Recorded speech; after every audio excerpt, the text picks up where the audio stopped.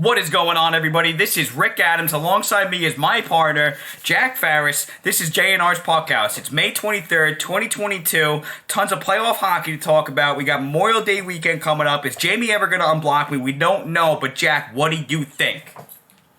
Well, I can tell you about the hockey. I can't tell you about Jamie unblocking you. I don't really have too much info on that, but I do have info on the playoff hockey. I'm loving it. I've been, this is, like you said, our favorite time of the year. Like, we're hockey fans. So we love this. This is like our holiday, right? Yeah. You get back to the house, you have a little vino, maybe a few Miller Lights, whatever it may be. You watch your playoff hockey. You take your notes. You watch. Cook some steaks, like we're gonna do after this. Oh yeah, maybe you make a few bets, whatever it may be. But no, seriously, this is a really good time of year for any hockey fan. So we're pumped up. We got so much to talk about. It's almost overwhelming the amount of stuff you got to talk about, but it's not at the same time. Every series has been interesting. So we're gonna get right into it. I hope you fans have been listening and paying attention because I want you guys to be, kind of knowing what we're talking about here when we're going through each series and whatnot. So we're happy to be talking to you. That's for sure. Yeah, we could do this every day, any day, and that's why we do it pretty much. I know we're doing it only once a week, really, but, more to come. Less games and whatnot, but there's just tons to talk about. And one series I want to dive in right away to is Florida and Tampa, and they're live playing right now at 8:04 p.m. as we record this. It's the end of the first period. It is a 0-0 score. Pretty good game so far. Of course, Florida did not score on the power play. Nope. And that's been a big problem the whole playoffs for them. They're down 3 games. Tampa's home. That's a problem. They're in trouble. Florida's in big trouble. They need to win tonight if they want to see any hope. Oh yeah. Anything. Here, right off the top of the head here, here's what I'm going to say. This is Jack's bold prediction here. Nobody beats Tampa Bay if they get past Florida, which they are, and if they get Braden Point back, they're getting it done. Without Braden Point, who's one of their best players and an absolute gamer, I don't see anyone beating Tampa. And I hate to say that because my Rangers are in the playoffs right now. Vasilevsky has been unfucking stoppable. Yeah. You can't fucking score on him. They are champions. They have depth. They have everything. Name something they don't have. Right. They literally have everything. I don't see anyone being able to beat them. I really don't. And they've proven it now. They're up 3-0 against a Florida team who numerous people picked to win the Cup. Rightfully so. Did. They have a great team. They have great forwards, great defensemen. Bobrovsky, I don't think he's Vasilevsky by any means. That's for damn sure. Great goalie, but he's not, a good not goalie. Vasilevsky, no. Tampa, I'm pretty sure Jack Farris said at the beginning of this podcast when we created it that they were going to win the Cup again for the 3rd time. I'm pretty sure that was my pick. So you loyal listeners, if I'm wrong, you could call me out. But I am 95% sure I picked Tampa to win the Cup. And I'm staying by that. Yeah. Unless, of course, the Rangers come back against Carolina. And, of course, I got to go with my Rangers because I love my Rangers. But I just don't see anyone better than Tampa right now. Yeah, they're playing so fucking good. And Jack Farris called it. The bottom 6 is going to make the difference. They've made a difference every game. The Ross the Boss Colton, Nick Paul, Pat Maroon, Corey Perry. Goon. Corey Perry, who was an afterthought in free agency for everybody. This guy played, he finished up with Anaheim. After Anaheim, he goes to Montreal. Reverse that. He went to Dallas and played against Tampa. Remember that? I do. In the bubble. And he was in the Cup 2020, final. that's right. And he was in Montreal in the Cup final. Now he's in Tampa in the Cup final. Not only is he in Tampa in the Cup final, he's playing terrific. So I don't know why the Rangers didn't sign him. I said that to my dad a couple days ago. The Rangers should have picked this guy up, $1 million. I mean, but at the same time, You said it to Mr. Farris? Yeah, Mr. Farris. I was telling Mr. Farris that Rangers should have picked up Corey Perry. But at the same time, Corey Perry's probably like, hey, I'll go play in Tampa for $1 million in the nice weather and no tax. No state income tax. I'll collect some money and I'll have a very good chance of winning a championship. So I'm sure that was his choice. He's made plenty of money already. He's signed big deals already. Yeah. So, yeah, I mean, listen, Tampa's GM is so friggin' smart. Like they just know what they're doing down there. They pluck guys out from their farm team. Ross Colton's an example. Played for the University of Vermont. Worked his way up into Syracuse, into the Tampa's farm team. They developed him. He's on fire. He looks like a serious player. I mean, there's so many guys you could talk about. Anthony Cirelli. We're watching the game live right now. This guy's on fire. He's just breaking up plays. He's shutting down Huberdeau and all these superstars in Florida. I mean, just wait till they get Braden Point back. I am so on top of Tampa. Like, it probably said I should be wearing a Tampa Bay Lightning jersey right now. Like, I really should be. And I hate to say that because I'm a Ranger fan, but they're really impressing me, and I think they're going to win a third cup. You know what it is, Jack? By the looks of this, them beating I mean, listen, the series isn't over. Florida has 20 shots on goal. Tampa Bay only has 3. It looks like Florida's kind of dominating, but listen, you can't count out Tampa Bay, obviously. They're up 3-0 for a reason. They won 2 Stanley Cups in a row. We know, it's no secret that they are an all-around great team. But it's funny. They're the team to beat, the Tampa Bay Lightning, and I really would love to see them lose. I'm not being a hater. It's just, it's like, it's almost like the New England Patriots in a way now. And I know they didn't win 7 championships and whatnot, but, it's, these guys are stacked. They are. It's no secret. We all know this. They're all around good. Between depth, goaltending, their forwards, defense. We're not gonna not name every person. John Cooper's a great coach. It's no secret. Yeah, he is. He's very calm and composed, John Cooper. You watch him; he's not freaking out. He's not flipping out. I feel like he's the type of guy that knows what to say at the right time and knows when not to say something and not be on his players so much. And that's what you get by winning championships. You learn the ins and outs of that, right? Yeah, I mean, listen, I really don't think that Tampa gets the brooms out tonight. And that's my high hopes for Florida. Listen, just based on how this series goes, I think Florida just started to play in the series tonight. They looked flat-footed. And besides that 2-1 game, that was a close game, and then Nick Paul took over. I don't know, man. Well, here's the thing about Tampa. Now. I think it's too late for Florida. I think they might get a win or two. I think Tampa wins, though. Well, I think anyone out there that's not like your average hockey fan that's just watching ESPN and you're watching your Bostons and the New Yorks and stuff, like anyone that knows a lot about hockey knows how good Alexander Barkov and Jonathan Huberdeau are. And they don't get talked about as much. They never do. It's Florida Panthers. They're not getting talked about like Austin Matthews and Brad Marchand and Artemi Panarin. They're not getting talked about like the big market superstars, right? Yeah, McDavid. But they're not getting talked about like McDavid, absolutely, and Draisaitl and whoever it may be, McKinnon. But they're legit superstars. They're good fucking players, there's no doubt. And that's what's impressing me even more so, that Tampa could shut them down. And it's not just Victor Hedman and Vasilevsky that's shutting them down. They're definitely part of it. But like I said, Cirelli, Paul, Colton, these guys are fucking hammering away at them. Like they don't have anything, you know what I mean? Yeah. Like they're really shutting them down, and it's impressive. Tampa's outplaying them. Tampa's outskating them and outplaying them. There's no Stanley Cup hangover for them. People say, "Oh, Stanley Cup hangover," because they've played so much hockey. I don't see it. I don't see them with a Stanley Cup hangover. I think part of that is Julien Brisebois, the Tampa GM, went out and made smart moves. One of them being Nick Paul, one of them being Brandon Hagel. They paid a hefty price for those guys. That's exactly what they needed, and he knew that. Right, and we were saying that last podcast. You were saying, so what? If it wins them another cup, who cares? Those first-round picks are going to be low-end picks for Tampa because they're going to go deep in the playoffs every year for the next 2 years. There's no doubt about that. And, who cares?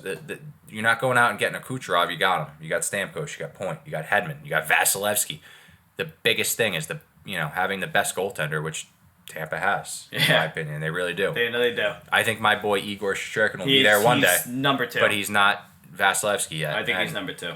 So, Brisebois, the GM of Tampa, he identified what they needed. And that was a speedy, physical winger that could score goals and penalty kill and block shots. That's what you need in the playoffs. That's what he went out and got. And then he got Nick Pohl, a big centerman that could play on your third, fourth line, chip in some goals, play physical, kill penalties. He knew what they needed. And then you got the guys like Cal Foote, the right-hand shot defenseman for Tampa, that's developed into a better player than he was last year. And he keeps developing, and he's gotten better. And McDonough just looks like he's, yeah, I don't know why the Rangers got rid of him. I wish the Rangers would have paid him $7 million because ever since he's left, he's just been terrific, solid, underrated. Mm-hmm. But he's not fancy like McCarr and Quinn Hughes and Adam Fox. But he throws hits. He makes the right play. He blocks shots. He kills penalties. He plays the right way.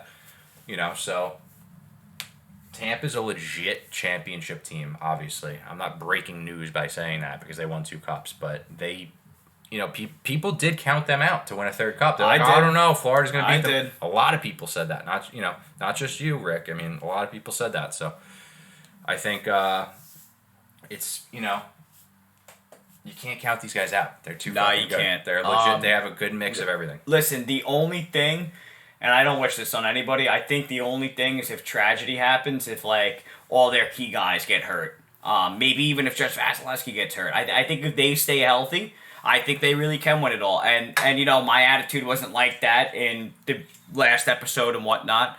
But, I mean, listen, now Tampa's up 3-0. It's kind of pretty clear where they stand. Rightfully so. So, that's, I mean, you got to wonder, that's where we're at, I mean, listen, we're watching the game right now. It's a second period, 15 minutes left. It's 0-0. Well, let's just say Tampa wins this game and they sweep them. Where does Florida go from here? Because, you go out, you go all in. You spend some picks to get guys like Ben Sherratt. You go out and get Claude Giroux. Yeah. Which I love that acquisition, but that's another guy who's been quiet. Yeah, he's been quiet. He's a guy that wanted to go to Florida. Yeah. They got other offers, and he was like, I'm going to Florida because he probably knew they had a good chance of winning a cup. And, listen, rightfully so. We've talked about Barkov, Huberdeau, Ekblad. They got a nice core there. But this just goes to prove that Tampa has that experience, and, it doesn't matter. But you got to wonder what Florida does. Do they re-sign Giroux? Can they afford to? Does he take a pay cut to stay there? Yeah, do they do something else? Do they stick with their core? I mean, listen, you see a lot of good teams that went through adversity and have won, including Tampa. Yeah. They got swept by Columbus that year, and then they cut, so... Look at the Penguins this upcoming offseason, not to bring up, teams not in the playoffs, but yeah. Penguins got some moves to make, man. I mean, if you're a Panthers fan, I wouldn't panic. Barkov and Huberdeau are still in their prime.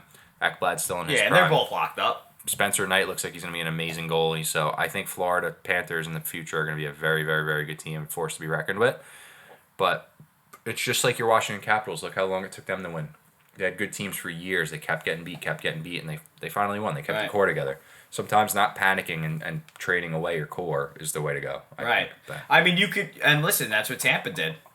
They were ready to fire Cooper and get rid of the core and part out, and then I think it was I remember that was getting a lot of media attention. I think it was 4 years back, maybe 5. Mm-hmm. Not sure exactly the years, but I remember before they won the the 2020 Cup, there was a lot of I don't know. Okay, is this the core? Is this the right core? Can they do this? Yeah. Now look. Yeah. That's all I'm gonna say is now look. You look back at the you go back in history with the Red Wings. Look how long it took them a bit to win a cup. Steve Yzerman, I don't remember how old he was. He was definitely in his 30s. I think he was 31, 32 when he finally won a cup. And that core they had there, which was a great core, obviously, it took them some time. And sometimes not panicking and making panic moves and just trading guys just to trade them and get picks for future, which they're never guaranteed.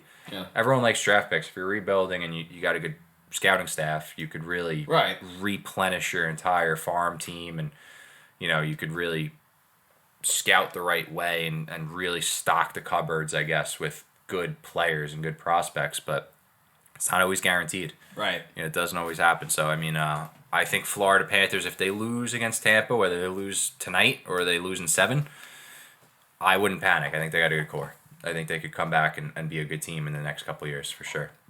Yeah, it's just it's just a little sad.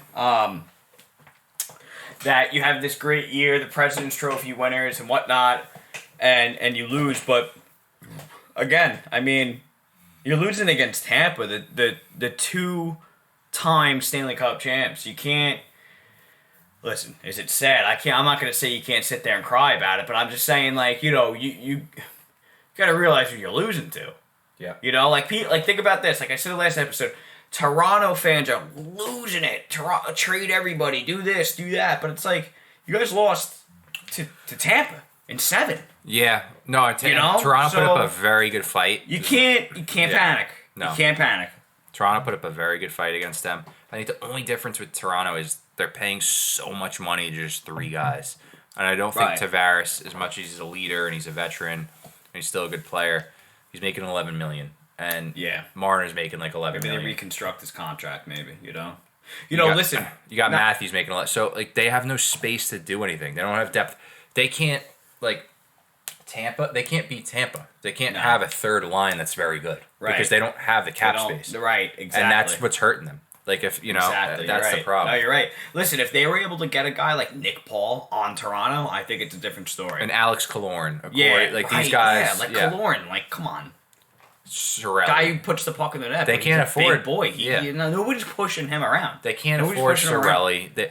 And part of the great thing about Tampa is that, Tampa and Toronto is a huge tax difference. So if Anthony Cirelli was playing in Toronto, I forgot what he's making, 4.7 or 4.8 million, I think, a year.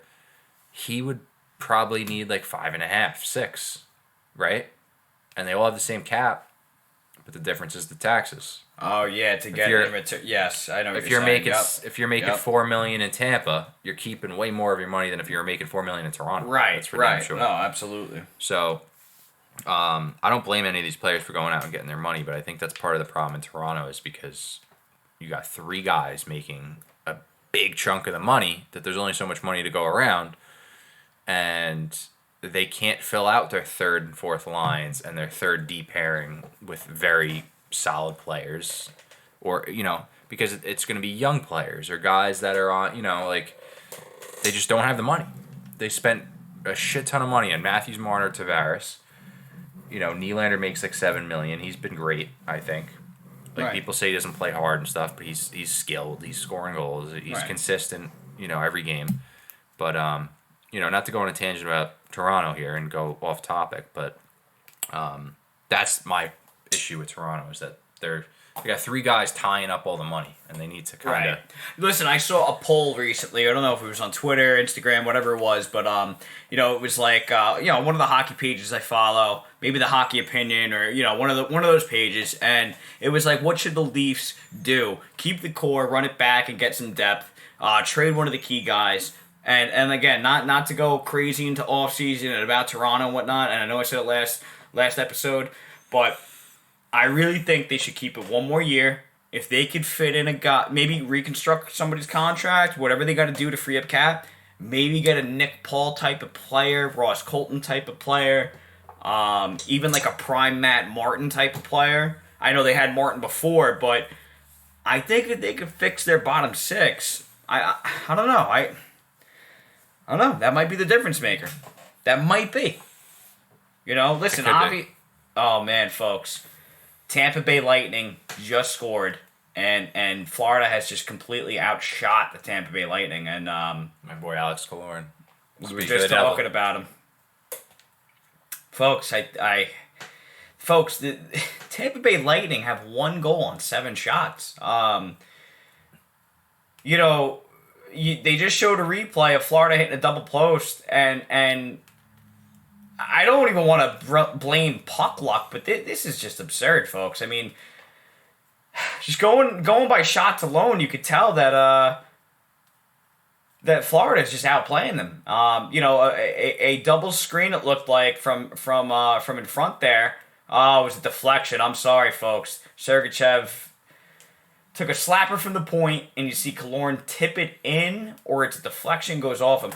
Those are the goals. Those are the goals. That's puck luck, folks. I'm sorry. I'm not being biased. Maybe Risky Rick is being a little bit biased, but oh my goodness, man. There's another guy, Andre Palat, that you don't think. That's You know what? You're right. That is another guy who I actually thought they were gonna let him go to Seattle instead of Yanni Gord.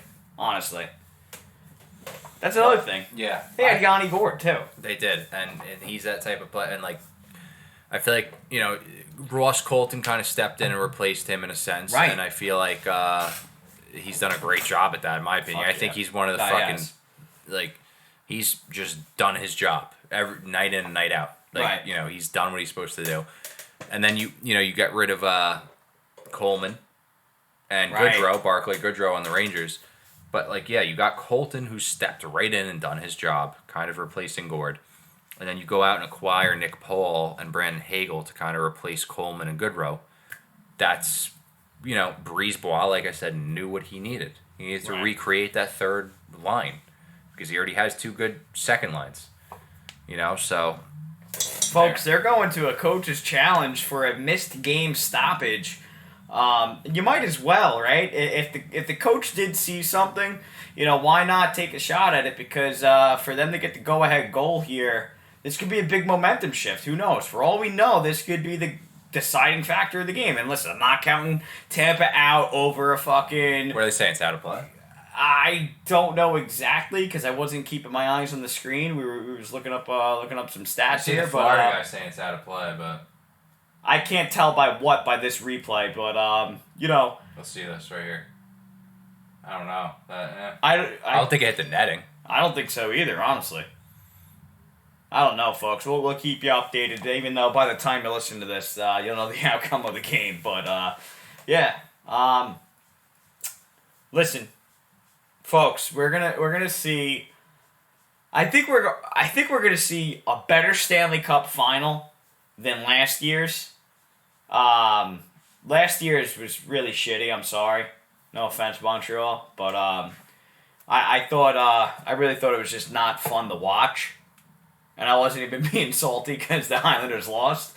But I just don't think that it was a good Stanley Cup final in previous years and whatnot. So I'm just excited to see a really good Stanley Cup final. Absolutely. Regardless, even if Tampa wins it, as much as I don't want them to, but it's going to be good hockey. Non-stop playoffs, it's been good hockey. And that's what I'm here for, is for good hockey. So 100%, Rick. I mean, it doesn't matter who's playing. We're going to... it's going to be entertaining. There's no doubt about that. That goes without saying.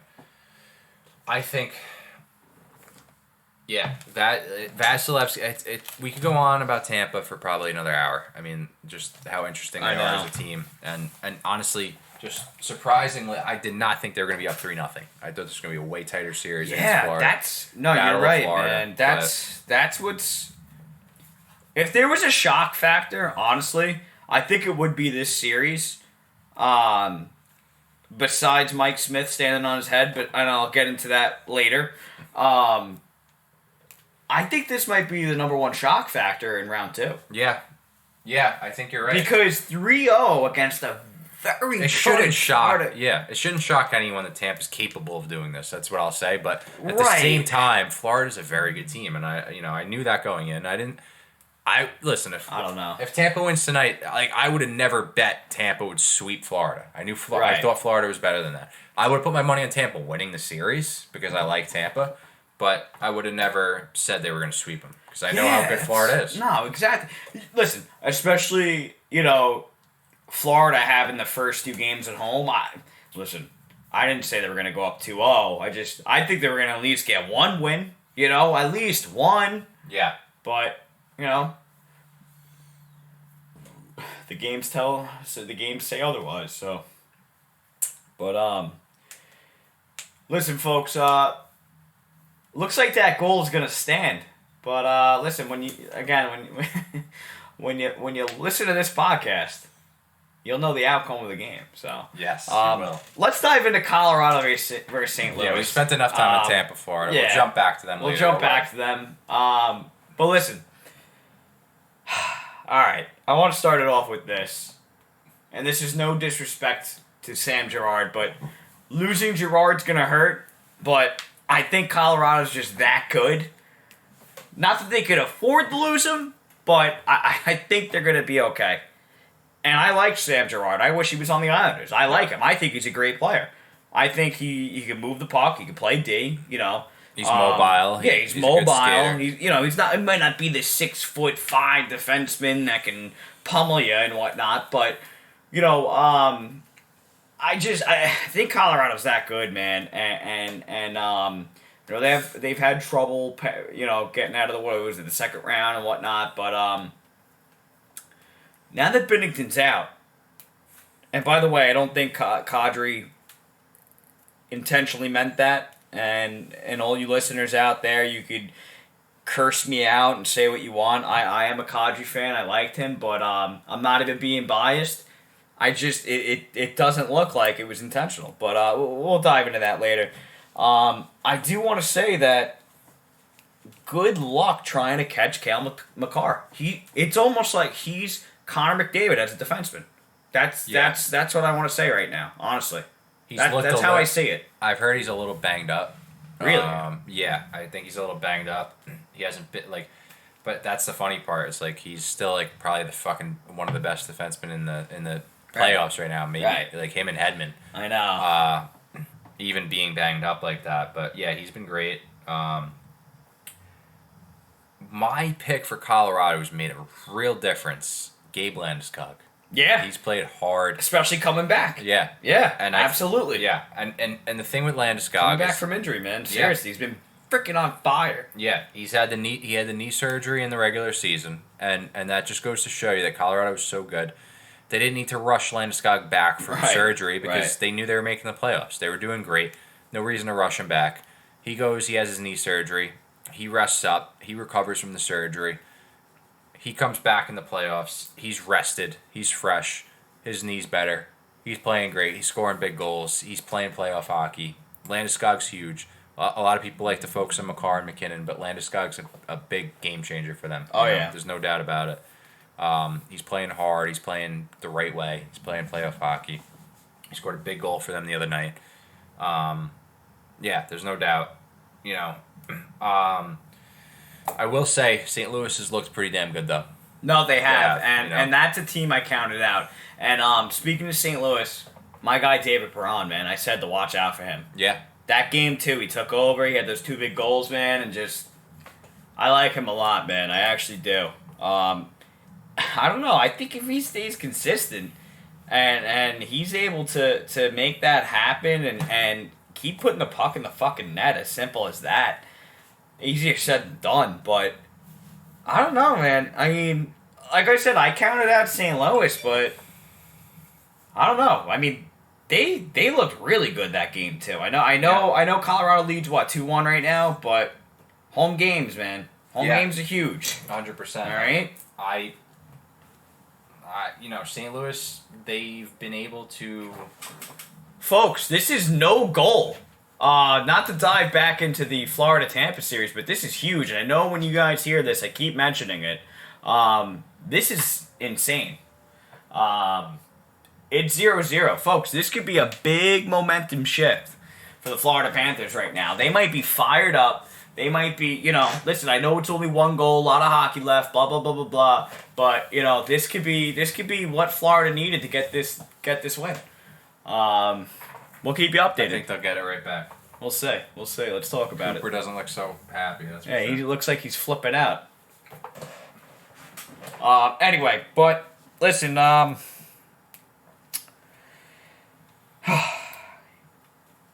listen, I think the Blues played great that game too.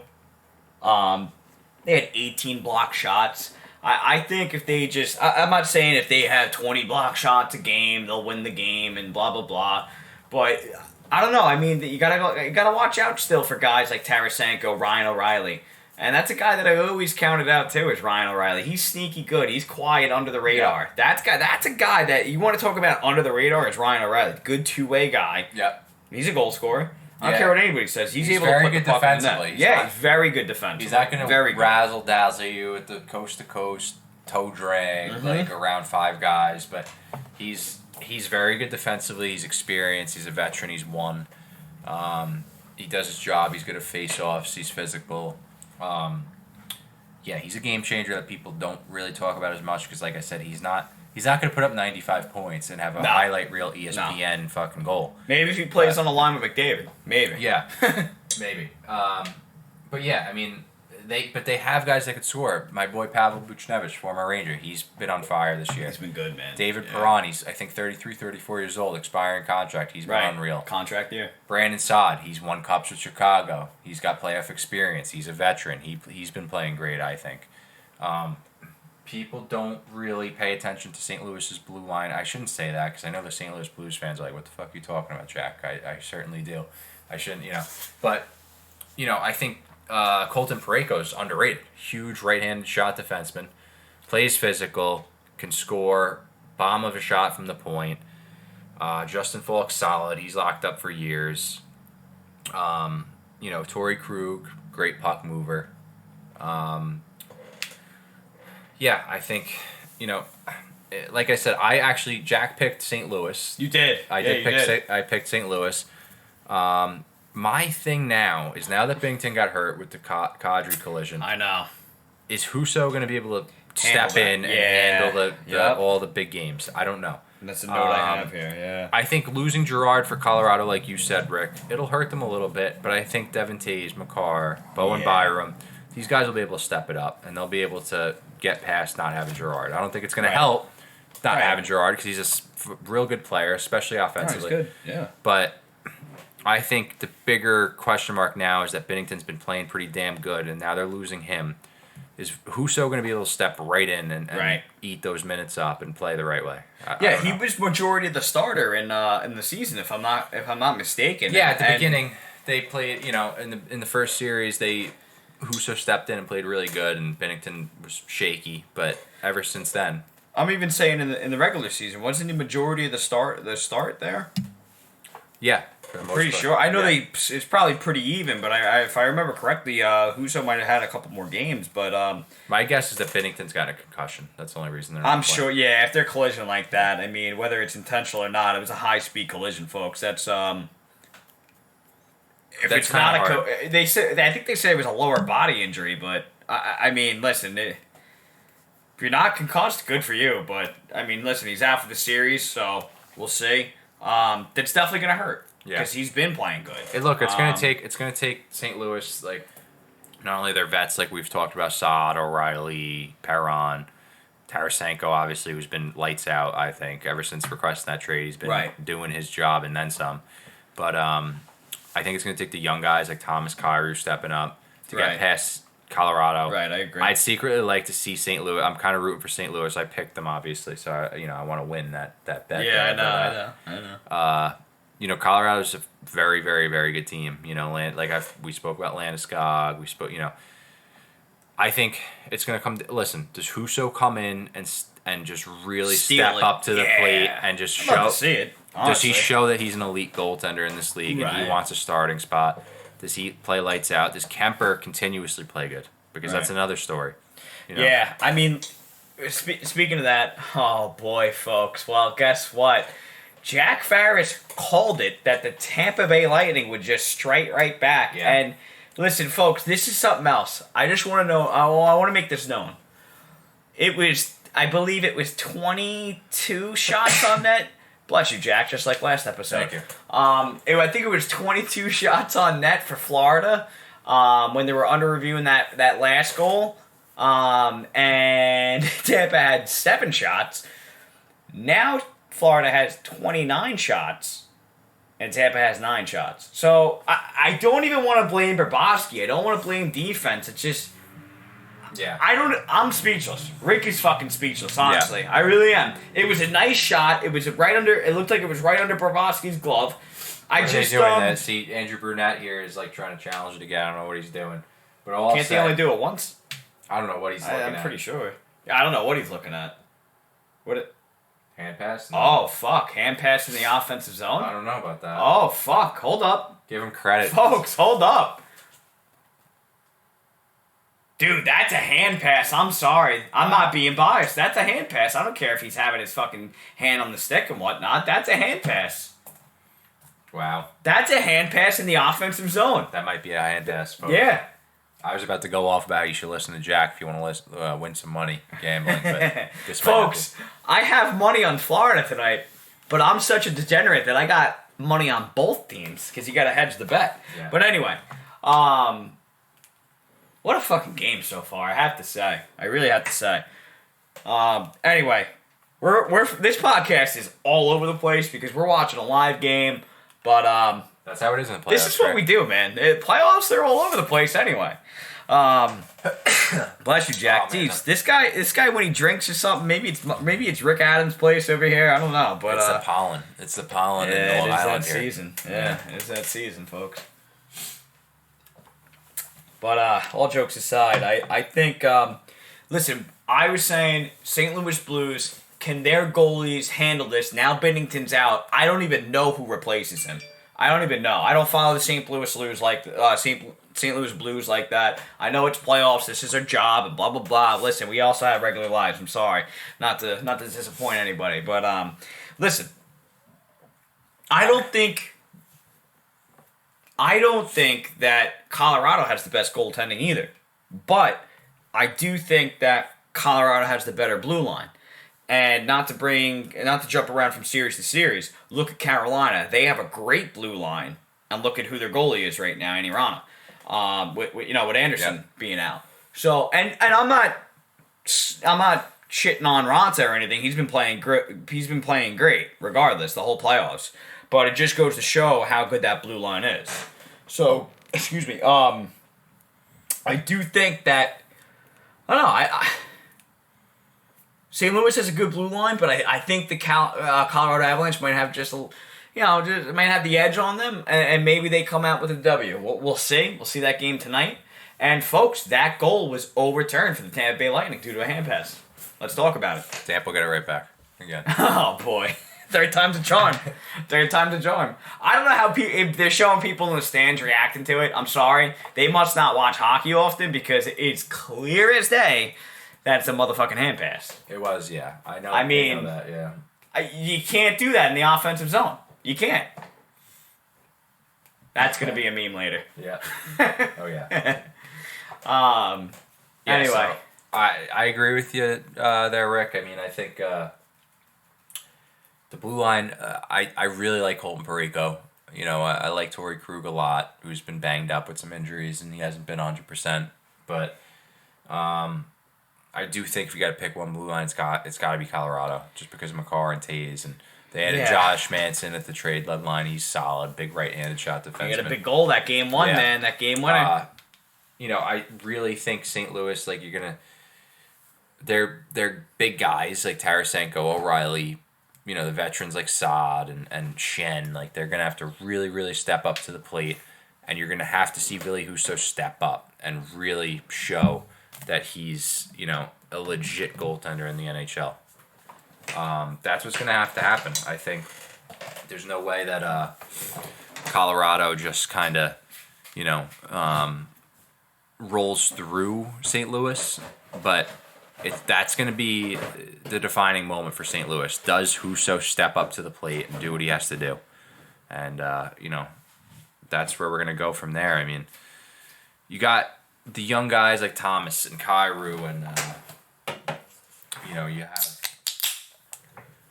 you have the young guy on the blue line. What's his name? Scott Perunovich. I think he kind of stepped in for Torrey Krug. He was a college player. I forgot where he played. Left-handed shot D-man. Solid puck mover. But it's a tough one. I don't have too much. I don't want to say that because I picked St. Louis, but it's tough. It's tough to see them just beating Colorado with how good they've been, but it's going to come down to Husso. Yeah, it is. St. Louis is big guys, and it's going to come down to Husso really stepping up to the plate. Yeah, does he handle the pressure? That's it. I think that's what it's really going to come down to. And I've said it in previous episodes. Some guys crack under pressure, and some guys just fucking play out of this fucking world. And one thing to be, it's one or the other. And just like Tampa has won cups before, so they have that experience. Just remember, St. Louis has too. Tarasenko, O'Reilly, Braden Shen. These guys have won before. Jordan Binnington, Brandon Saad's won before. These guys have won cups before. So that goes to that counts. They've been in those tough games. They've been in those that those grinding like games that they've won. They know what it feels like to win. They know what it takes to win, and that matters. There's no doubt. Colorado hasn't won yet. I think they can win because they're that good and they got amazing players. But they haven't won yet, and that's where St. Louis has the slight edge. So we'll see. Just want to give a special shout out to Mr. Bear here, telling me that Tampa scored a legal goal after the fucking hand pass. Are you smoking crack? Let me know. Anyway, Jack, I agree. It's gonna be interesting. Had a couple beers in me, but I actually can't wait to watch that game later on. I really can't. You gotta love watching McCarr skate. Like I said, he's McDavid on defense. That's what I call him. That's what I'm calling him now. He's like a joke, yeah. It's fucking unreal. Yeah. It's unreal.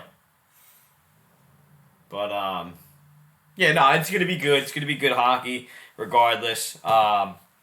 We gotta see what our fans tuned. think. We gotta start putting up polls, see what you guys really. Yeah, think. you guys gotta follow us on Instagram. I didn't make the Twitter last week, like I said I was.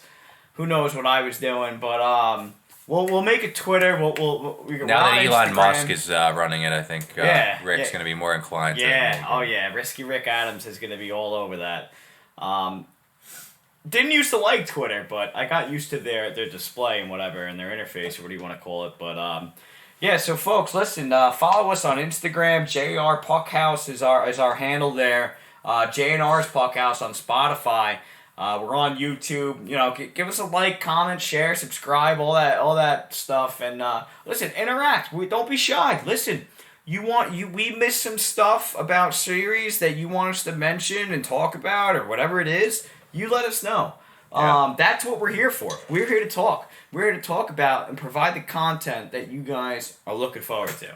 We're at your service. We're at your service. We're working for you. When you're driving to work, or you're driving a friggin' Uber after work for extra money, or you're driving to get your friggin' coffee from 7-Eleven. Doing DoorDash, whatever you're doing. Whatever right? it is. You got a long commute. You commute to the city, whatever it is. You're driving the kids back from soccer practice, or you're going to hockey beer league game at 11 p.m.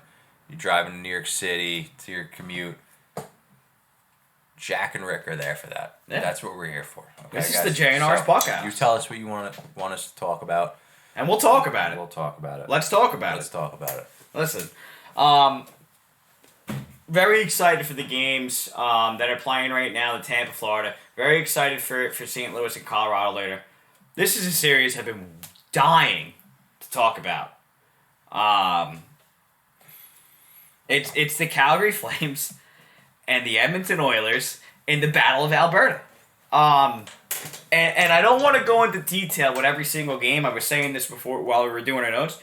That fucking game, it was just unreal. Yep. I haven't watched a hockey game like that in so fucking long. I'm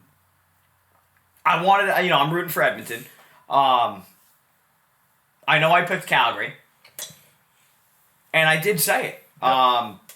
The only way Edmonton really wins a series is if Mike Smith plays out of this fucking world. Like Game 2 and Game 3 prove that. Yep. But Game 1, man, that was something fucking else. They were what, down? I think they were down 5-1, 4-1, and then Edmonton comes back, ties it, and then I remember there was a scuffle between Kane and Kachuk. Yep. And I remember they were talking shit back and forth in the box. Yep. Back and forth.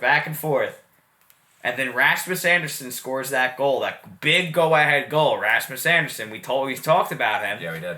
And then Kachuk goes that second goal ahead, and Yep. and then the empty net to complete his hat trick. And I don't know. I think the shit talking from Kane to Kachuk, Jen, I was texting you actually. I think that was the difference maker. As crazy as that is, I think fucking Kane just got him so pissed off or whatever the case may be that Kachuk was like, yeah, all right, let's go, motherfucker, let's go. Yeah. See, what I think about the Flames is right now that they're letting McDavid and Draisaitl take over. Yeah. And that's the problem. Yeah. And I picked Calgary too. I think Calgary's got more depth for sure. But I think, not unfortunately for anyone that's Edmonton fan listening, but McDavid and Draisaitl just turned it up. And listen, Evander Kane, we've spoke about him before. You know, the guy's had his issues off the ice and everything. He's been on fire. He's been scoring a ton of goals. You know, he's been playing fucking good. He's doing his job. He's probably, you know, he wants to get paid again. He probably will with the way he's playing. How could you not? Yeah, you hear some stuff he's done and off the ice. You're not, you know, you don't love it. But listen, the guy's a friggin' hell of a hockey player, obviously. And it helps that he's playing with amazing players. But yeah, the guy's he leads the goals and he leads the playoffs in goals. He's a power forward. He knows how to score goals. He knows how to play. Yeah, you're not tossing him around unless you're a guy like Hedman. Yeah. You know, you're not just fucking barreling over him. I'm sorry. You're not. Calgary, Matthew Tkachuk, these guys, they're all contributing. They're scoring the goals. Calgary's guys are getting it done. Their big guys are scoring. It's just they're letting McDavid and Draisaitl take over, and that just goes to show you how good McDavid and Draisaitl are. Right. Because I do think Calgary overall is the better team as far as goaltending and depth-wise. I think they got more depth in the blue line. I think they got more depth on forward. But McDavid and Draisaitl, they're just that friggin' good. And, you know, you do have some nice pieces. Like, you don't have as much depth as Calgary. But, you know, Nurse is a good player, good, solid defenseman. Evan Bouchard, great puck-moving D-man. Yeah. He's been playing good. Like so Barry. It's not like they have no one else besides McDavid and Draisaitl. I just think overall Calgary is better depth-wise, and they have a good coach. Overall, yeah. I love Matthew Tkachuk. Johnny Gaudreau's an amazing player. Lindholm, all these guys. But what I will say is that if Calgary wants a chance of winning, they're going to have to find a way to slow McDavid down and Draisaitl. I said this last podcast. You have to find a way to at least slow them down. I don't think you'll ever completely stop them, but you have to slow these guys down. There's no doubt about it. I'm sorry, folks. This is Rick's distracted. We're watching Florida Tampa right now on the East Coast. This is an insane save. How the fuck does he save that? Oh, wow. I thought that was a goal. I just looked at that now. I was focused. How the fuck does Vasilevsky save that? I was focused on the microphone there. That is insane, folks. Listen, you know what's really insane besides that save? And it's no secret. Connor Money McDavid is fucking unreal. I call him Money McDavid because he's worth every fucking penny you're gonna fucking pay him. 23 points in 10 games. It's just something else. It really fucking is. It's something else. Do you think this might be the biggest upset in all of round two? That Edmonton beats Calgary? You know? I don't know. I mean, I only say that, and hear me out. I think if St. Louis beats Colorado, that'd be a bigger upset. Okay, all right, I can see that. People shouldn't really say that because St. Louis has won a couple. Yeah, well, that's what I'm saying because look who you have in net, and I know Markstrom let in 6 goals the fucking game one, but you got I've said it before. If Mike Smith plays on his fucking head and plays out of this fucking world, and in game 2 and game 3 he's done that. Especially last night, he made some crazy fucking saves in game 3. I know he got hit by Lucic and whatnot. You hear what Lucic said too. He's like, if I meant to run him, we both wouldn't be playing. That's for sure. Oh Jesus! I saw what Sutter said. Daryl Sutter, yeah. Right? Yeah, he was like, oh boy, he was. I don't even fucking know. I'm fucking drunk. But listen, so. I have to say, I think Lucic being out is not going to be. It's not going to be good. And I'm not saying he's a big goal scorer, but you want a guy like that in the playoffs. Did he get suspended? I thought there was no discipline for him. I don't think he got suspended. I thought he's not suspended for a game? I don't think he is. I think he's fine. Oh shit. Yeah. All right. Yeah, I think he avoided the discipline there. I think they deemed it was, wasn't his fault.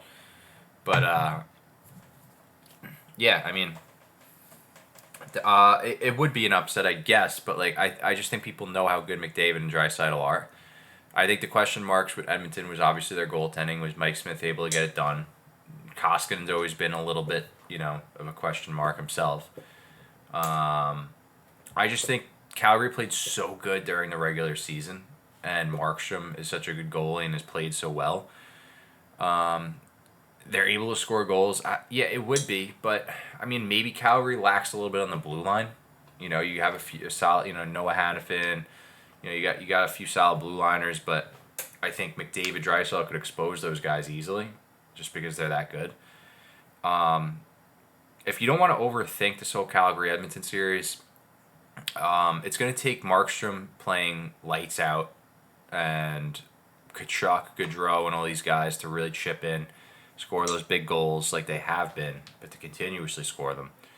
And a guy like they're going to have to slow McDavid and Draisaitl down. I said it like 10 times, but I know. that's the only way. It's the only way. It's the only way. You got to slow McDavid down. And if they're not able to do that, Edmonton will win. And, maybe McDavid's that good that he could kind of carry them, I think that, Edmonton has some depth. I mean, I like Nugent Hopkins. He's good. Hyman has his days. Puliarvi. Hyman's been playing good. I think Hyman's turning it up in a notch in this second series here. In this, but they don't have as much depth as Calgary on forward, at least. There's no doubt about that, in my opinion.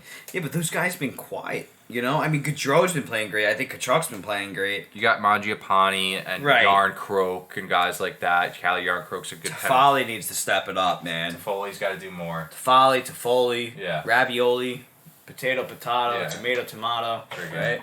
A little vodka sauce on that pass, you know what I mean? Instead of the friggin' marinara, but it wouldn't, like, this series, I think I kind of said it from the beginning, it wouldn't, like, shock me if Edmonton won, but I picked Calgary because I think they have more depth. Yeah, I picked Calgary too. And I like Markstrom better than Smith or Koskinen, but like you said, if Smith could just step it up and play well, and you gotta give credit. McDavid and Draisaitl are both just so good that if they could just kind of carry them through and step it up, which they have been, they're leading now. So listen, Edmonton power plays, fuck man, I would not want to fuck with them. Calgary's got to stop playing. McDavid. Yeah, Calgary can't take penalties, and they got to find a way to at least slow McDavid down, which isn't easy to do, and that just goes to show you that his thought process is just something else at such a high. It goes to show you how good he is, and not even just good, like he's just like a generational player. Yeah, his mind, like when he's skating, his hands and his mind is going just as fast. Yeah, and it's insane. Yeah, no, it's something else, and it's just something to watch, man. It's as a hockey fan, you gotta just fucking appreciate it and just enjoy it while it lasts, man. Because who knows when you're gonna see a player like this, you know? I would kind of like to see McDavid.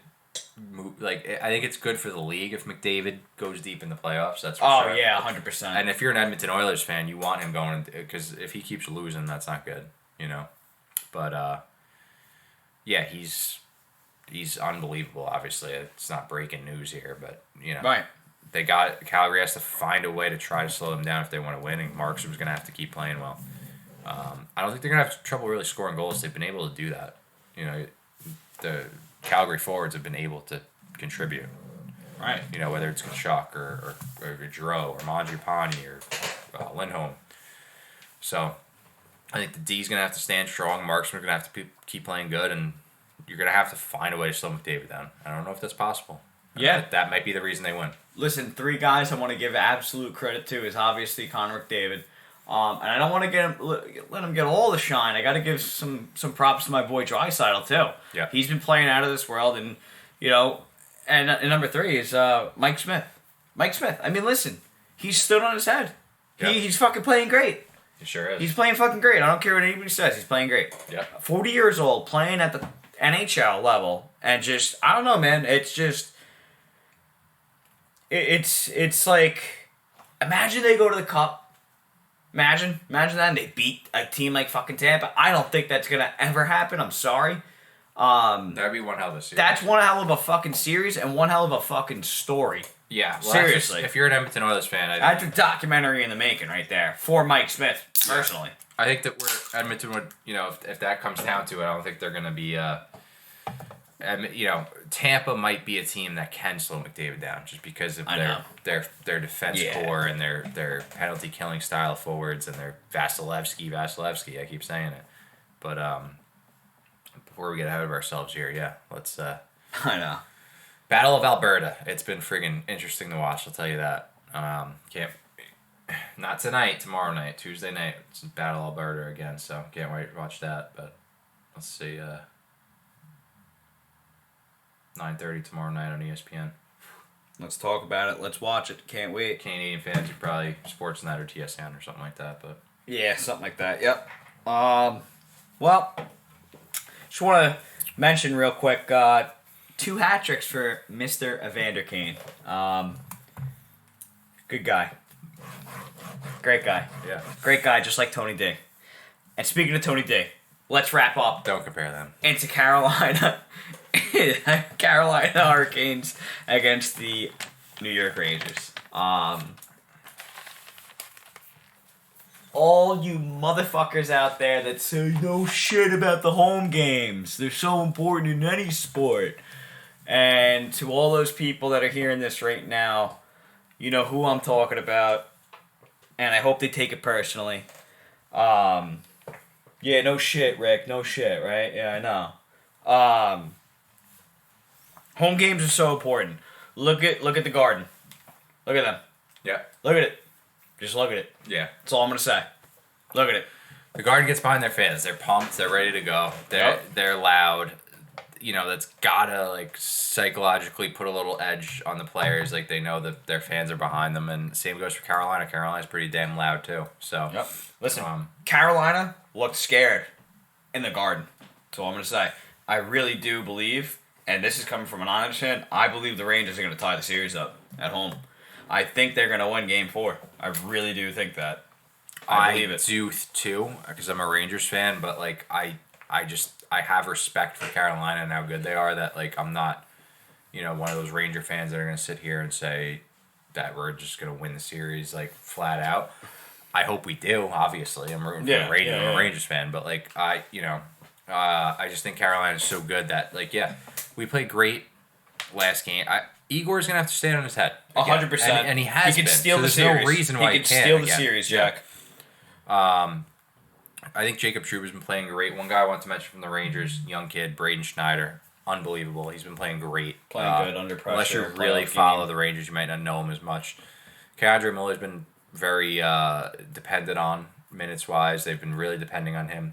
He's eaten up a lot of minutes. He's been playing awesome, I think. They could tie the series, there's no doubt. I think Panarin's got to adjust his game. I think Carolina's kind of been shutting him down a bit. He's trying that like stutter step to like, make a fancy pass, and it's just not really working against Carolina. Carolina plays a hard physical game. They just play a different style, I guess, especially in the playoffs. Yeah. Very tough blue line to go against.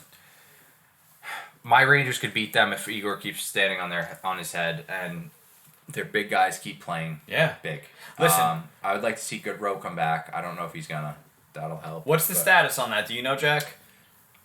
Because I don't know. That's why I'm asking. I should know because I'm a Ranger fan. That's all right. I don't know. That's okay. Don't worry about it. Listen, I think 2 key things for the New York Rangers, and anybody could say no shit, Rick, blah blah blah. Right? Shesterkin stays consistent, stands on his head, steals the series, and New York Rangers capitalize on every opportunity that is given to them because they missed a couple empty nets, and I think it was Game 1 and 2 where it could be difference makers, Jack. I mean, maybe they're up 2-1. Maybe they're up 3-0. Who knows? I think goaltending overall has been great the whole series. It's been close. And Barclay Goodrow can return the series. All right. Possible. So. Well, we'll see. Stay tuned, folks. Listen, I think both goalies are playing great. And you know what? You got to give credit to Andy Rana. I know I was saying it earlier. I mean, you got to give it to him, man. Playing great. You really do. And listen, I know that's arguably maybe top 3 blue line in the league, honestly. Yeah.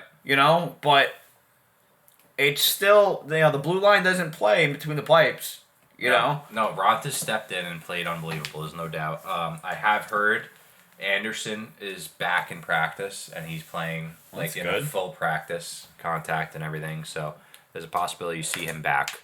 As a Ranger fan, I hope not, because... but I do think, like you said, the Rangers are going to get it done at home. I think they have to.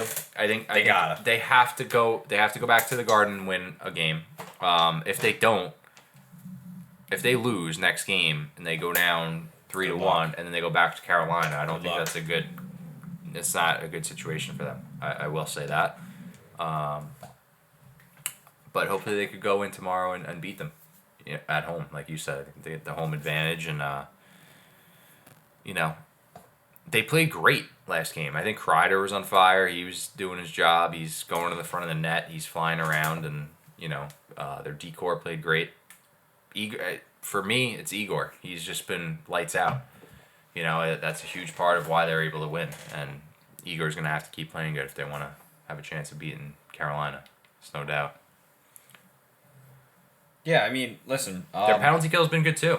They took a couple penalties against Carolina. I was going to bring that up. They can't. I mean, Boston They got got to stay out of the smoked. box. They got to stay out of the box. Yeah. Their PK is good, but they got to stay out of the box. One thing impressed me about the Rangers is that Boston got smoked against Carolina for taking penalties. Carolina was just lighting them up on the power play because we all know how good their power play can be. But listen, the Rangers were able to shut down their power play a little bit. Yeah, I know. Carolina wasn't able to just fucking score on every power play. They had a good PK. The Rangers had a good PK going. So,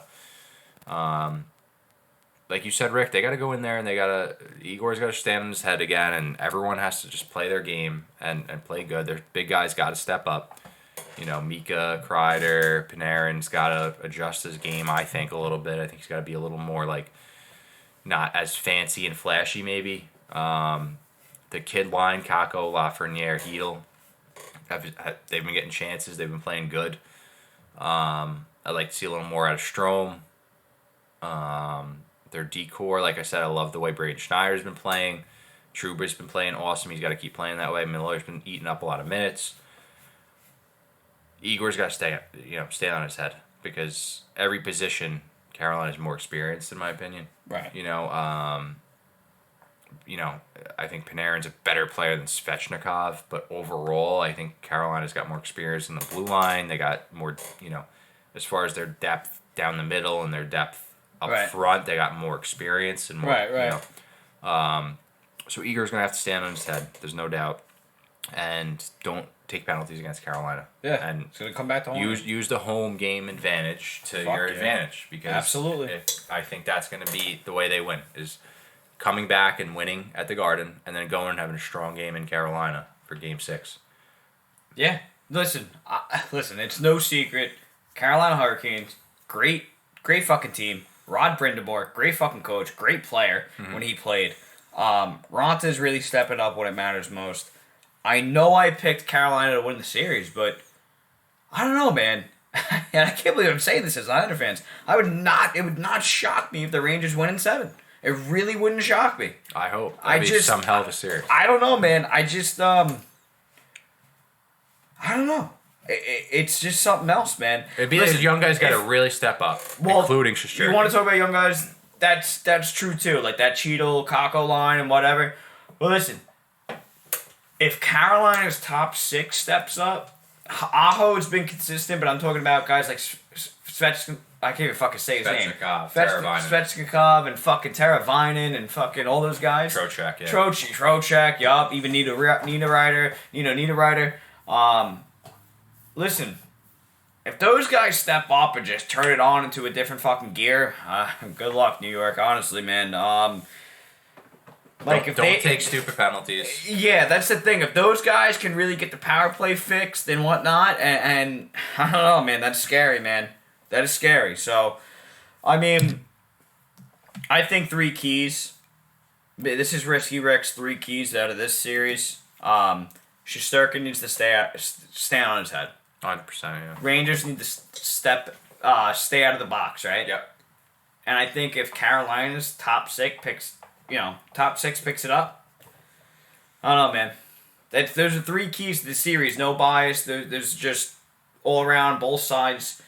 Not sure what the point of that was, but those are just 3 keys overall. No, I mean, listen, this is the time for guys like Mika Zibanejad and listen, Kreider's got playoff experience. I don't think anyone should count the Rangers out. I'm not just saying that because I'm a Ranger fan. I know Carolina's been awesome all year, but the Rangers have too. Kreider scored 50 or 50 fucking 2 goals. 53 or some shit. Yeah, so obviously he could score goals. He has some playoff experience. He's a vet. Zibanejad has to really prove that he's that number 1 center that really wants to take that next step and be, a playoff performer. He hasn't really played in the playoffs. I think he has to really step his game up. and show that he's that next level, that he's really taken that extra step.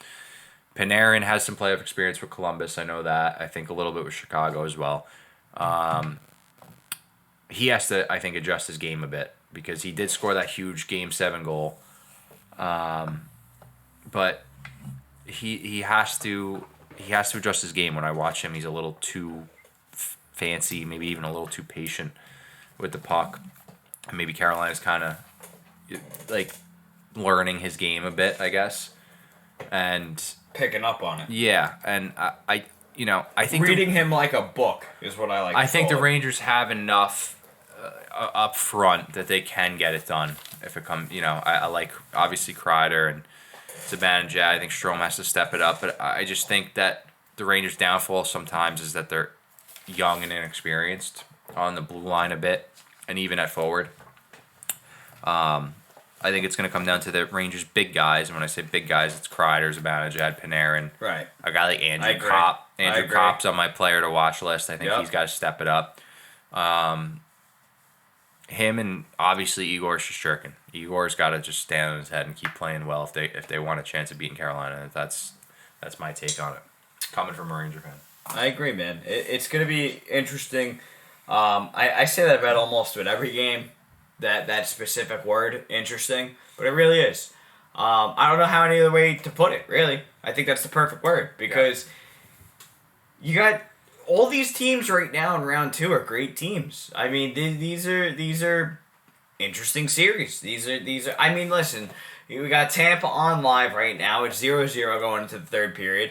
I never thought that this would ever happen, that they'd be up 3-0. Again, does it shock me? Yeah, it does in a little bit of a way, because, Florida's great. But, listen, every game has been fucking insane. You got puck drop coming up at 9:50 p.m. You got St. Louis Blues and Colorado Avalanche. Can't wait to watch that and cook some fucking steaks and eat some great food here with Jack Farris at 9:13 at night. But that's okay, because it's a Monday night and we dedicate our fucking nights to this. Yep. And what other better day to do it on a Monday after fucking work? I'm sorry. I mean, listen, it's something to look forward to, especially on a Monday and whatnot. But, yeah, folks, when you'll hear this, it'll probably be Tuesday or during the week. Whenever you decide to listen to it, you'll know the outcome of all the games that are playing tonight, but that's okay. This is what we do. And the real fans are turning it on right away. Yeah, that's true. That is true, too. The real fans... I want the loyal fans putting it on like at 4 a.m. when they're trying to sleep and they can't, and they're just like listening to it while they're trying to sleep. No, don't do that. I want you to pay attention and listen to what we're saying. Yeah, listen. We appreciate all those who listen, all those who listen so far. Any new listeners that are listening now, we appreciate you as well. I just want to go down a quick list. Not going to take up too much of your time, even though we probably took up about, what are we at now, maybe an hour and 10 minutes. Players to watch. This is Risky Rick's, and it's not really risky. I just keep calling myself Risky Rick. Some of these are pretty fucking obvious. These are Rick's players to watch, and then we'll dive into Jack's here. We might have some similar people, but we're going to give our takes on them. I'm just going to start it off with number 1, just to get it out of the way, and it's not a hot take, it's not something fucking crazy, but listen, I want to start off with Connor McDavid. It's very obvious, but I don't know, man. This is just something else that we're watching right now. He just goes into a different gear, I want to call it, He goes into that 7th gear, 8th gear, you know what I mean? Yeah. Like you were saying earlier, does he carry them through this series? I think so. I mean, by the looks of it right now, I think so. If anyone's gonna. Yeah, if anyone's gonna, it's gonna be him and Draisaitl. Yep. So, that's gonna be interesting to really see. It really is. I'm gonna go down my list. I want to say, you mentioned them before, Zibanejad and Kreider. I think that's a dynamic duo. It's just, listen, Panarin, we all know, he's a phenomenal skill player. He's been a little bit quiet. He played great in that Game 7. He got that game-winning goal at the Garden, you know what I mean? But, he's been quiet and whatnot, but we'll see what happens. Let's go over to the St. Louis Blues real quick. David Perron. I said it before, Jack. If he stays consistent, I think I don't know, man. The guy's a pure goal scorer. We've known it. He's established that and throughout his career.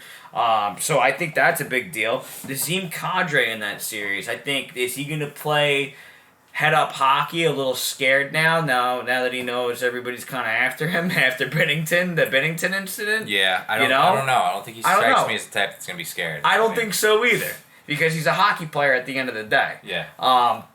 Listen, he knows what's expected right now. I think folks, I think this game's going to be a chippy game. He's playing for a contract, too. Well, I have a note here, contract year. Yeah. Big contract year for him. Another guy I want to mention is Ryan O'Reilly. I mentioned it earlier. Ryan O'Reilly, sneaky good, under the radar, doesn't get mentioned. Low market team. I want to say low market, but not that high media market. Toronto, Edmonton, Rangers, Boston, Pittsburgh, Boston, all those teams. So LA, even LA. Yeah. You got loyal fans in St. Louis, though. Think about this, Johnny Gaudreau. Does he come out exploding after being down 2-1? You know what I mean? Does he come out freaking out? Is he playing on a contract? Yeah. Is he a UFA? Yeah. Yeah. Will he go back to Calgary? Who knows? We'll get that's the thing off here. season. That'll be that's the interesting. thing. I'm really interested what he does. I want to know where he goes. Does he? Maybe he stays in Calgary. I don't know. Who knows? I know. I think they got to resign him and Kachuk. What do you think, Jack? Do you think he stays in Calgary if Edmonton beats them this series? Honestly, let's just say, I don't want to get too ahead. I think he either stays in Calgary and signs long term with them for big money because he's good and he's an amazing player, or he walks and he goes to Philadelphia. Right. Jack Farris calling it now. If he doesn't sign in Calgary, he's going to Philadelphia Flyers. And we'll come back to that in the offseason. And if that does happen, I'll make sure I mention this audio clip right now on May 23rd when it's, let's say, July 2nd, right? Because July 1st is and not everybody agrees the terms the day of and whatnot, right, July 1st, but we'll dive back into that, Jack. Okay. We'll dive back into that. 3 guys I want to mention, and it's very obvious. It's McKinnon, Landeskog, and Rantanen. Rantanen's healthy, right? Not being silly. No, I think he is healthy, yeah. I think he is. So, Colorado fans, don't yell at us if you don't yell at us. Pretty sure he is, though. Those are 3 guys to watch. And listen, no shit, Rick, it's the top line and this and that, but if you're going to watch guys other than Makar, those are the 3 guys you want to watch. That's all I'm going to say. I know I mentioned Kadri before, but those are fucking 3 guys. Teravainen, Tony D, Niederreiter, Trocheck. Mm-hmm. I like those picks. I mean, listen, you could argue and say, okay, it's the top 6. Good job, Rick. You looked them up. You know what I mean? But no, listen, but it's all about who's stepping up. That's what I'm saying. I'm saying top 6 on their part needs to step up. Yeah, and this is just, and like I said, our listeners or fans, whoever, you may be thinking, oh, why aren't they picking this guy? Hey, shout it out to us. We might be thinking absolutely. Did you run through your list already? I have one more guy to mention back on the Calgary Flames. Is Matt Tkachuk. Yep. Okay, I like that. That's it. Enough said. We all know why. Yep. We all know why. Gamer. Yep. We all know why. Yep. Go ahead, Jack. All right. Jack Farris' players to watch. Tampa, for me, it's Ross the Boss Colton, who I've called, from the start. I've said how good he is. You did. Anthony Cirelli. I like it. Who's been just under the radar. He flies under the radar under Stamkos and points, scores goals, kills penalties, face-offs, you name it. He's going to be a difference maker. He already has been, but I think he's going to continuously be.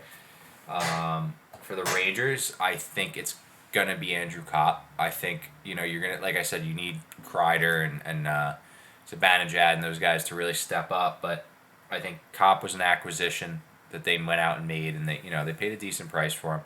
And he's a playoff player, big centerman. He's on a contract year, so he's looking for an extension. I think he's going to be a guy to watch. I think if anyone's going to step up, I could see Kopp really stepping up. Carolina, Tony DeAngelo. I think he plays with that fire, especially in the playoffs. I think if anyone's going to step up and score a big goal or something, I think it could go either way for him. I think you can kind of get him off his game if you piss him off a little bit, but also he plays with some with some edge, and he's a good player. So, if the Rangers take a dumb penalty, I could see him being the guy that scores the power play goal or gets a good, nice assist or Right. and he's a tough kid too, so he can play with some edge. I also got Jordan Staal because he's got experience. He's played a ton of playoff games. I like that pick. Ton of playoff games. He wins face-offs. He can score the greasy goals. So I do think Jordan Staal is a guy to watch for Carolina. Colorado, I got Gabe Landeskog. Like I said, Right. he plays with McKinnon. Absolutely. He's the captain. He had knee surgery. He had time to rest. He's looked great. I think he's going to be the guy that gets in front of the net, scores those greasy fucking goals and deflections, and scores that goal that you need, like that game That clutch 6 goal. winning Yep. goal. That He's clutch Landeskog. goal. He is. Clutch goal. Landeskog's that guy. That's what I think. St. Louis, I got three guys. I got Pavel Buchnevich because I'm a little biased because I'm a Ranger fan, so I like him and he's had such a good year. I can see him scoring a big goal. Brandon Saad because he's got so much playoff experience. You know what? Hold on, real quick. I don't mean to cut you off. Brandon Saad's a guy I completely forgot about. Yeah, he's on St. Louis. He was on Colorado, and before that, he was in Chicago. Yeah, he won a cup. He won a cup with Chicago. Yeah, sure he did. He played with Taze and all those guys. Jesus. But he's got a lot of playoff experience. He's does. the type of guy. He's the type of guy that would win. The Game 7 OT goal. Saad wins it. He's the type of guy that does that. Absolutely. So that's why I got him down. Colton Parayko I got too because he's a huge right-handed shot D-man. That's what you need in the playoffs. He's gonna hit. He's gonna block shots. He's got a rip hell of a shots slap in the shot. play. Yep. We all know that. No secret. There's no doubt that he's probably going to be a difference maker if St. Louis is able to get past Colorado. Edmonton, I don't think I'm breaking fucking news here by saying McDavid. Right. I got Yeah. McDavid. I mean, listen, you could argue with Kane also because he's on. I think they put him up on that line now. I mean, yeah, and you could even say Mike Smith because if he stands on his head. You know what?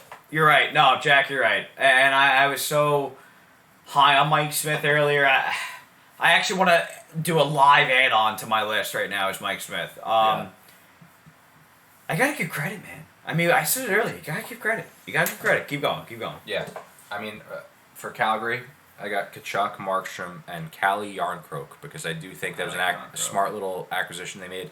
Kills penalties. He could score some goals. He's a solid little player. So those are my three guys. I like Matthew Kachuk a lot, and he's proven game in, game out that if anyone's going to step up and score the big goal, it's going to be him. Plays physical, scores goals, does everything. He's a leader. So he's definitely the player to watch for me. I would like to see more of the bottom guys kind of step it up as well. But if I got to pick anyone, it's Kachuk. Markstrom's going to have to stand on his head against McDavid, and guys like Yarncroke are going to have to backcheck against McDavid and try to slow him down a bit. And we'll see if they can do that. We'll see. That's those are my players to watch right off the top of my head. But yeah, listen. I think those are great. I think that list is better than mine. Honestly, I think mine was a little bit too obvious, but we'll let the fans decide. It's all good. Listen, folks. This is gonna wrap up this episode. I believe this was episode 6. Follow us on all social medias. If we missed anybody that you wanted to talk about, let us know. We'll make note of it to mention in the next episode. As simple as that. We are interactive. Don't be shy to reach out and talk about it with us and whatnot. Listen, folks, I'm looking forward to this. Maybe we'll do a little Memorial Day weekend episode. I don't know. Maybe if it's a washout. I know it's... No, we'll be back at you. I promise. Jack Farris promising now. We'll do another episode within, by the end of this week to wrap up what's going on. You heard it, folks. Rick Adams did not promise a thing because it might be busy Friday. But listen, if I got to drag Rick Adams out of the bar or wherever he is, I'll do it. I might be here at the PUCKHOUSE doing something. But listen, folks, we'll figure it out. We're gonna get back on schedule. We took a week off because there was just so much good hockey to soak in. Yeah. For the fans here that are listening and tuning in. A lot of good hockey. I had a wedding. I got the pollen affecting me. So we got a lot going on. But yeah, we like to get a couple Miller Lights or a little Cabernet in us and get the hockey talk going. Hell yeah, man. We even had a game last night. So yeah.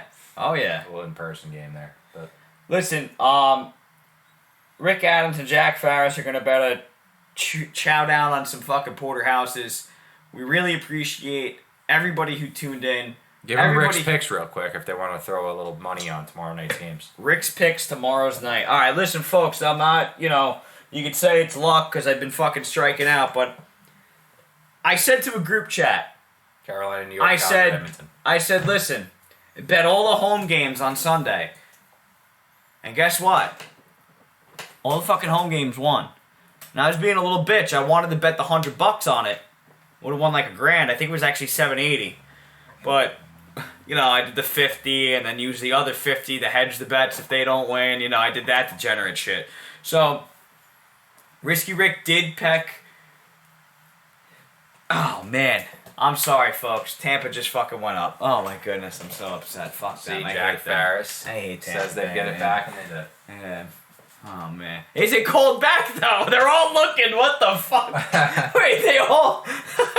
I guess after the third time, folks, they had to... Oh, Pat Maroon the Goon. You gotta... It's that depth. And you know what? I actually forgot to mention it. 4 cups if he wins again. Listen. I forgot to mention it. On my... Because I kind of rode the Jack Farris wave on my players to watch. I forgot to mention Tampa depth. And here comes Maroon with a big goal, man. Pat Maroon, fucking... 4 fucking... He's gonna run at it. He's gonna have to put rings on his fucking toes if he keeps winning cups. I'll tell you that. That's great. Listen, folks. I don't know. Listen, I struck big last night, but I wouldn't say big, but pretty good. Better than nothing. Listen, who do we got tomorrow? We got Rangers, Carolina, and Edmonton. Listen, I got the Rangers and Oilers again. I'm sorry, folks. Listen to me right now, because hopefully my dedicated listeners will listen to this on Tuesday. I want you guys to put fucking $50 on the New York Rangers and the Edmonton Oilers. All right? And listen, Risky Rick's going to do it. So, if Jack Farris is putting money, obviously my Rangers, I can't bet against my Rangers, obviously. So I got Rangers, Calgary. Edmonton is so, McDavid Drysdale are so good, but I just have a feeling Calgary gets it done and ties the series. I'm picking the home games, folks. Home games matter. Home games are so important. Look at Tampa right now. That's all I'm going to say. Look at Tampa. Florida shit the bed. I think it's over. I think Tampa wins this game 1-0. I doubt this goes to overtime. And I'm going to end it on that note because I'm getting fucking hungry. What do you think, Jack? Yep, I think a steak and a little more beer, maybe a little broccoli, a little something on the side. I think it's time for that. Yeah, we've been a lot of hockey research gets you hungry, right? So. Oh yeah. Fellas, ladies, and gentlemen, thanks for listening. Appreciate you guys. Follow us on all the platforms, and like I said, make sure you're listening to us on your commute, or while you're laying down hungover, or while you're at work, whatever you're doing. You're on your run, you're taking the jog, you got us in the AirPods, whatever it is. Yeah, whatever. Make sure you're listening to us, and we appreciate you, seriously. We really do appreciate all our listeners, no matter who you are. So, Rick and Jack are going to be signing out. We'll be back at you guys end of this week to wrap up what's going on. We'll see if Tampa closes this out and, sweeps Florida. And if they do, I'm sure we'll have plenty of other stuff to talk about with the other series going on. So, back at you guys at the end of the week. And enjoy your week, guys. And thanks for listening once again. Jack Farris signing out. That's Jack Farris signing out. Folks, it's always a pleasure. This is Rick Adams signing out. Take care of yourselves. Goodbye.